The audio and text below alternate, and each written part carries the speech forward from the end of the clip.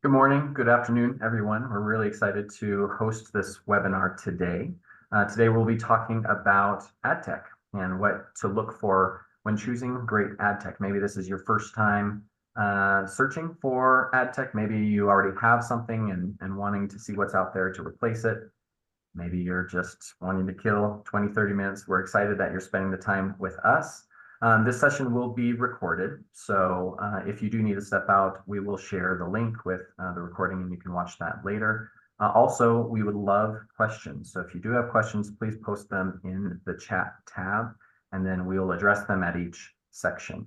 We are excited to actually end this a bit early and give you back some time. So we're planning roughly 20 minutes, so we should be able to move through this pretty quickly. By way of introduction, my name is Brett Bardsley. I lead the advertising and content team at Pattern, which is an e-commerce accelerator. So we spend lots of time in ad tech, specifically focused on driving growth in e-commerce. Mitch Park is the senior director of product. His job is to develop fantastic ad tech. So he is the expert and will be blowing our minds in a little bit. Then Bailey Besant, she is the Associate Director of Advertising. She leads a team of strategists who are working with ad tech every single day, every minute of the day. So a lot of great experience knowing what to look for and what should be on your shopping list. So with that, we will kick off and I will pass the baton to Bailey. Oh, perfect. Thanks, Brett.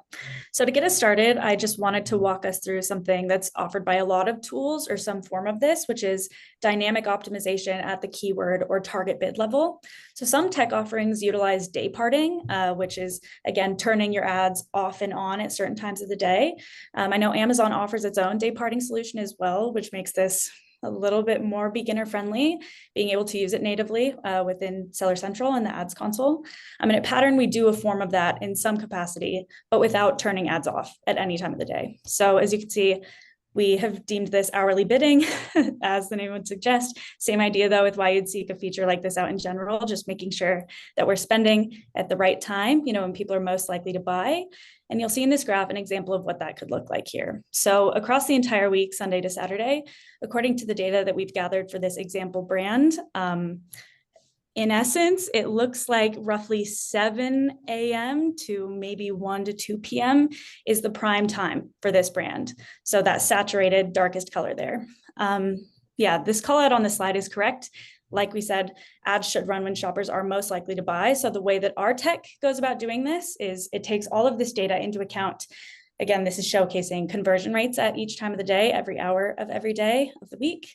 And we'll dynamically shift every single bid across every single campaign to ensure that during those high conversion times of each day, that we're bidding higher and more aggressively, knowing that it will pay off based on all of the data that we've gathered, and to shift to, people that maybe are converting at those different times of the day. Our tech also updates dynamically. So if we perceive maybe more people start converting at 8 p.m. or something, our optimizations will continue to reflect that as well. Just taking all of that into account, making sure that we're taking advantage of every opportunity there, gaining efficiency wherever and whenever we can by doing this, just ads running when shoppers are actually shopping.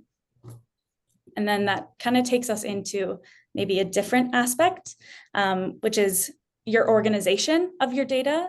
Just another really important facet of a tech solution that you should be shopping around for and digging into is the way that data is organized for your advertising. At kind of a basic level, advertisers will often group targets into a couple groups. It might be as high level as defense or branded versus awareness or non-branded, terminology you're probably already familiar with, going after terms that are either your brand's terms you're defending versus going after higher level consumer consideration type terms like tennis shoes or running shoes, not specific to brands necessarily.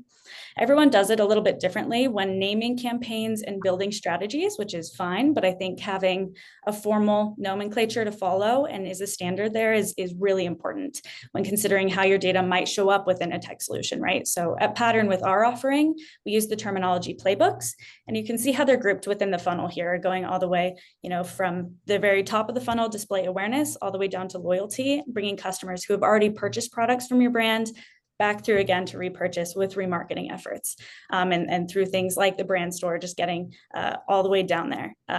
Yeah, so with each of these white text callouts that you see here, these are ways that we are classifying data currently and are able to break it out within the tech, essentially just to make it really easy for you and for our brand partners to say, I only want to look at this ad type, but only the campaigns in this ad type at this stage of the funnel, right? So just being able to break it out very cleanly rather than having maybe a confusing campaign name structure and a tech that doesn't support dynamic reporting that might come with having a unified naming convention. This also supports you in being able to pivot and make changes really quickly based on what campaigns you might want to change, being able to not only surface the correct reporting, but double clicking on and maybe pausing or changing bids across a multitude of campaigns, only within cross-selling, for example. So just keeping that in mind as you seek out a tech solution and think about the reporting offering that you're wanting going forward, which is where I'll kick it back over to Brett to talk through how things like this are supported cross-marketplace as well. So we did receive a question. The question is, does your tech work only on Amazon or across multiple e-commerce channels? Yeah, Mitch, do you want to take that? I think Brett's actually got the next slide that like cues that up perfectly. Yeah, I think Mitch, you submitted that question. I may have. I'm sorry. Segue. That was too easy of a segue. We'll definitely cover that for sure. Maybe before that though, Bailey, on hourly bidding, how granular should that be? Should that be at a brand level, at a product level? If brands are looking at an ad tech, kind of what should they be challenging and looking for granularity with hourly bidding? I think as granular as you can get. I think I'd mentioned we do this at the keyword or target level, just because every keyword, every target, every strategy is going to be so different. You don't want to optimize so broadly for something like at a brand level where you might have keywords that convert really well at certain times of the day. So as granular as you can get it is what you should be looking for. Thanks. And I love what you shared as far as full funnel capability. I think there's a lot of solutions out there that tend to focus on bottom of funnel, which is great. But as you try to build your brand, you need to make sure that your ad tech has the legs to be able to support you on that. But now answering the question, yeah, does our tech support other marketplaces? It does. And that's our recommendation when you're looking for ad tech, that not only is it able to service where you currently are, but it is future-proof to support where you want to be or could be in the future. And that not only includes other marketplaces such as Target and Walmart and eBay, et cetera, but other markets as well. So that as you continue to grow, make sure that your tech has the legs and is future-proof to be able to support you. There's nothing more frustrating than go through an entire year. You finally learned a certain ad tech, and then you realize the moment that you want to expand your business, you have to relearn or find another partner altogether. So recommend that if you're looking and to partner, that's at near the top of the list, and you're asking what other marketplaces, what other markets can you support so that you can grow. The second piece related to that is this tech should be a great source of information to help identify, in fact, where you can grow. So if you're at that point where you're ready to expand and you're excited to go into another market or marketplace, your tech should be a fantastic source of data to guide you. What is the lowest hanging fruit for you? You should be able to identify where is the categories that are relative to you are growing in these other markets. What about keywords? How much latent demand is there already in France for your brand, or China, or in Brazil? Rather than closing your eyes, throwing a dart at the globe, you should have data to guide you to say, you already have thousands of people actively searching your brand in this market. That's where you should prioritize, and that's where you should expand first. Too many brands, unfortunately, use a blind approach in guiding their expansion when there's so much data to be able to guide them in that. Hopefully that answers the participants' question. Any other questions, Jared, on this? That was the only question so far, so we can proceed. Great. Moving down the shopping list, the next one is dashboards. So if the ad tech solution does not have dashboards run away. That is the standard, and every solution that you look at should have a robust amount of data that's shared, that's visualized, that's very useful and actionable for you to manage your business.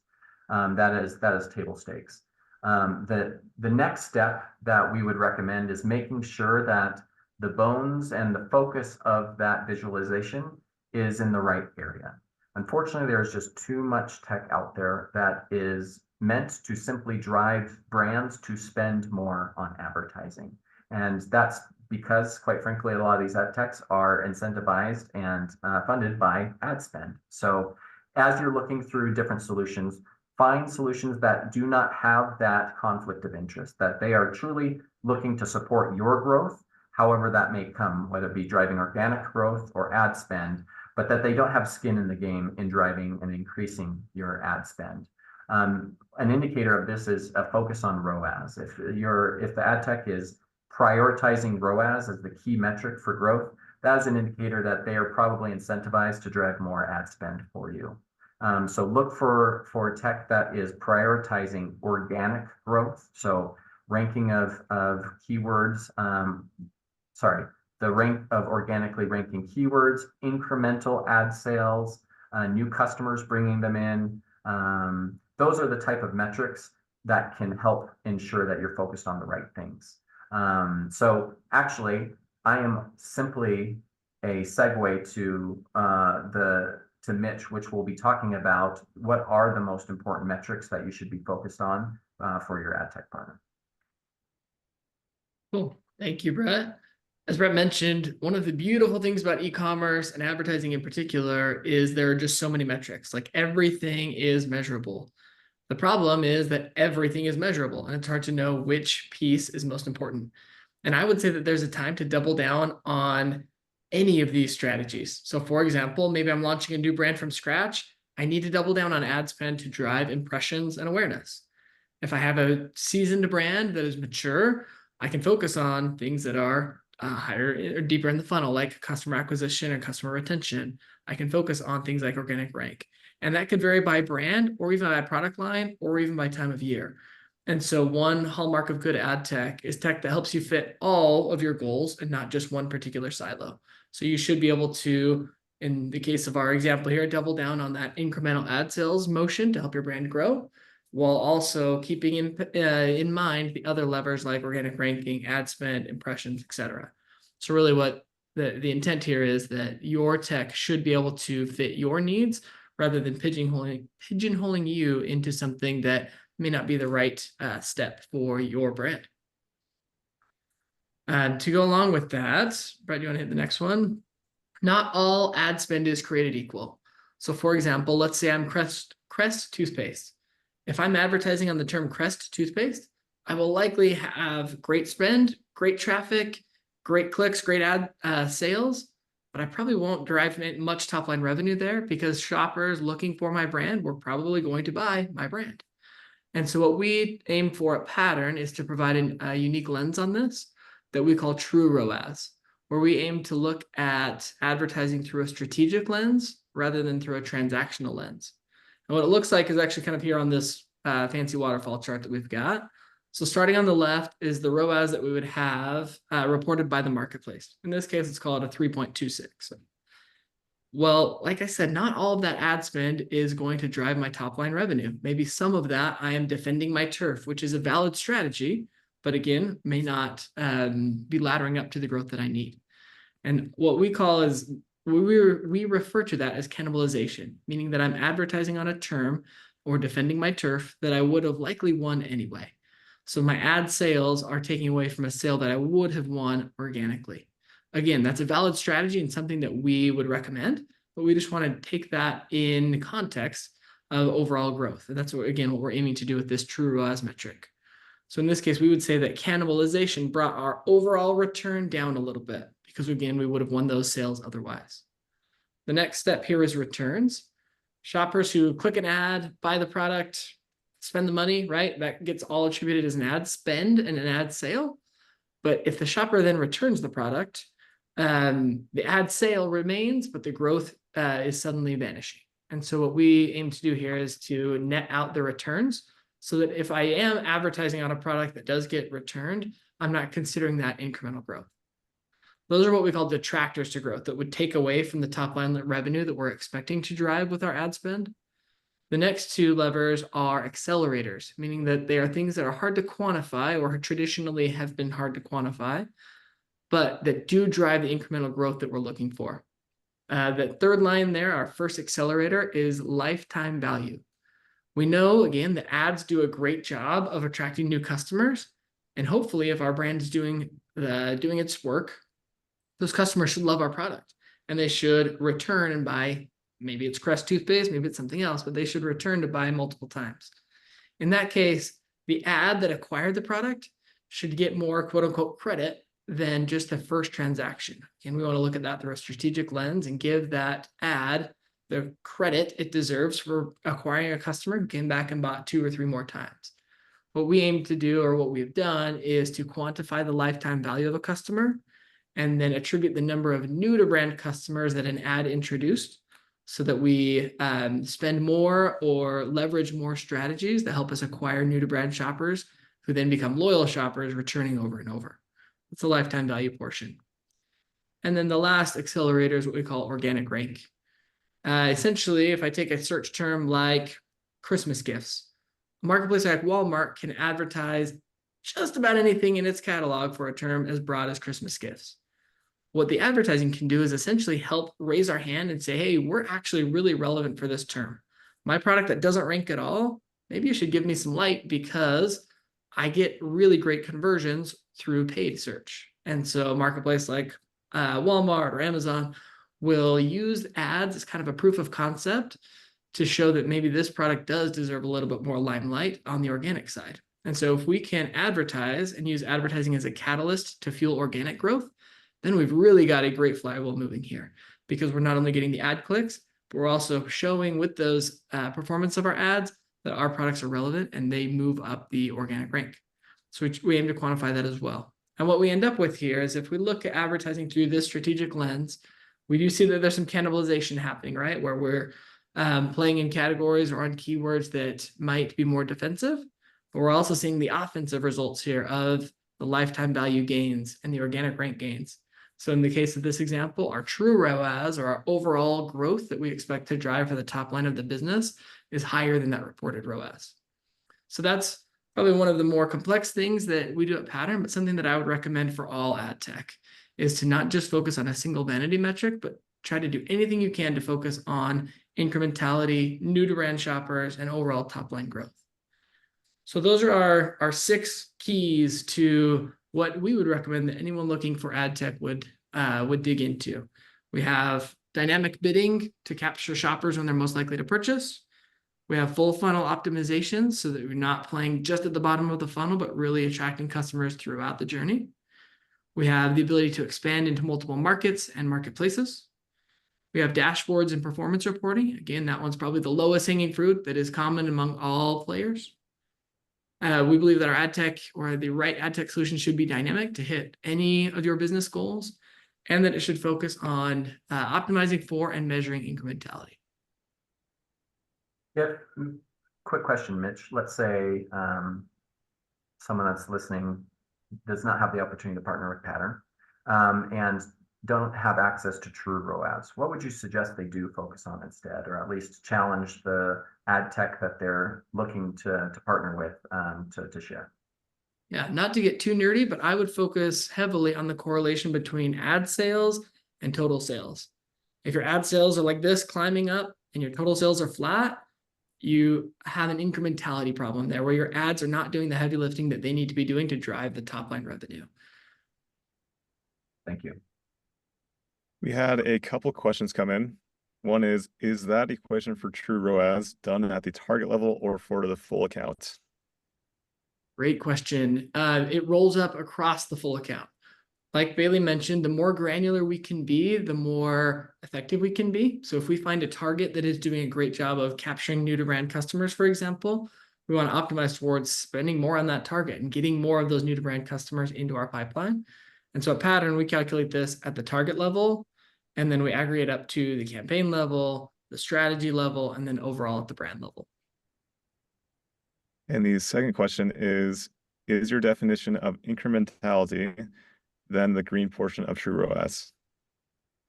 Yeah, I would consider it the full, all 4 factors here, where things like cannibalization or bidding on keywords I would have gotten the sale from anyway and returns, those detract from incrementality or from my top line sales. And then lifetime value and organic rank accelerate or bring us past those detractors and help us drive that growth that we're looking for. So my definition of incrementality would take into account both the headwinds and the tailwinds. And then And Luann gave us a shout out. Oh, Go ahead, Jared. And Luann gave us a add shout out. something, Jared, real quick, just to that one. I think a lot of brands have been in the situation where an agency or partner comes and says, fantastic, look at this incredible ROAS, and they're beating their chest. And then the brand looks at their sales and does not see that actually come through in revenue. I think that's why what Mitch shared is so important. It's very tempting to only look at the green bars and say, that's my incrementality, but without taking account the detractors, you're going to start talking and focusing on returns that aren't actually true. And the goal is that whatever return that you're showing, you can actually see that reflected in the revenue, and not only see it, but then plan and forecast against that as a very trustworthy guide to future demand. Sorry, Jared. All good. So Luann, she is a partner brand from Pattern, and she said Pattern has done a great job growing our brand organically and true ROAS. Awesome. Thank you. Did not expect that, but we will receive any more time for compliments, Jared. I think we've got another 30 minutes. Okay. Yes, and we have 2 questions that came in earlier, but I think they were answered. Someone asked, what is the difference between ROAS and true ROAS? If you still have that question, let us know. I do think we answered that. And the other question is, what is your equation for true ROAS? I do think that was answered as well, but Mitch, if you'd like to go on about the equation, feel free. I mean, I could go on and on about math all day, but I think really the important factors are what we've got here on the screen. It's just understanding all the levers that impact the top line of your business, and that's what we try to bake into our true ROAS calculation.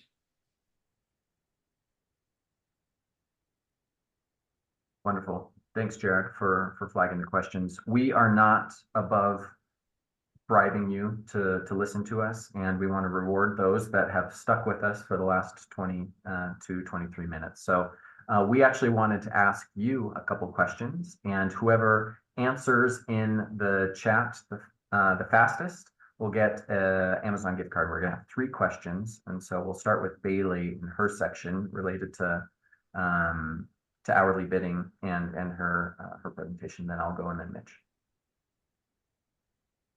Okay, am I just going? Yeah, just Okay, fire away. my question is, when is the best time to run ads?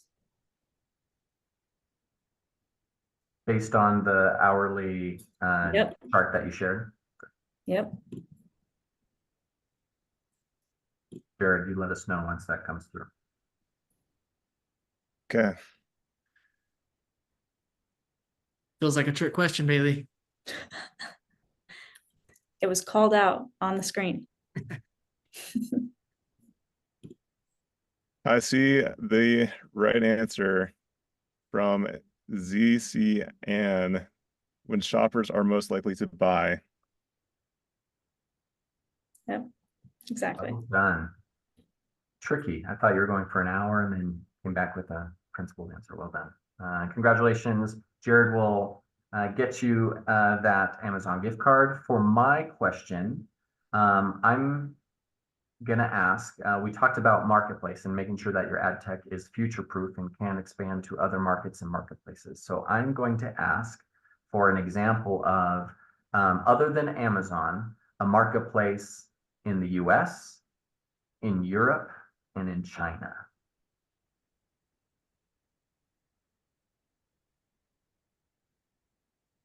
We listed a handful in the slide, but we will accept anything.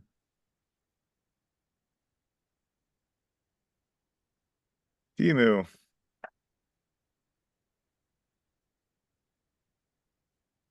Sorry, what was that, Jared? Temu, eBay, Allegro. Right, I think Temu might be the silver bullet there, That where is, you yeah, were asking for 3 marketplaces, 1 in each, but Temu kind of does cross them all. that's some, yeah, extra points for one marketplace that can be managed in multiple markets. Well done. Cool, Jared, thanks for that. Then Mitch. Yeah, my question might be the easiest because the slide is still visible. But why not focus on ROAS as an exclusive be-all end-all metric?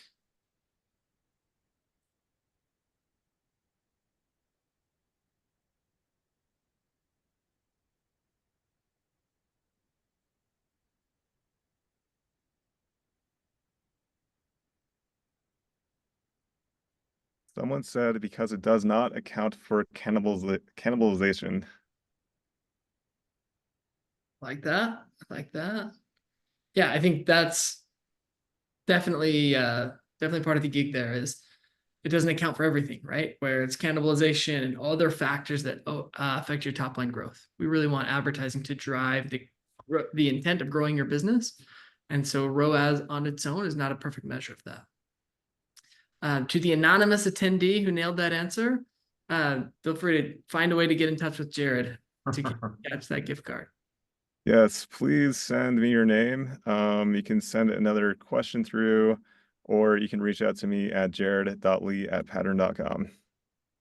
Thanks, Jared. Well, thank you everyone for joining. We really appreciate it. Hopefully you've got a clear list to work with on what to look for in great ad tech partners.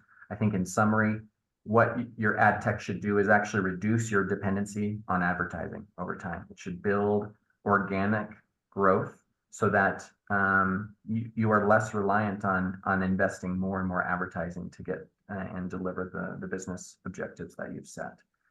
We really appreciate your time. Again, this was recorded, so the Pattern team will send out the recording so that you can use and watch hundreds of times if needs be.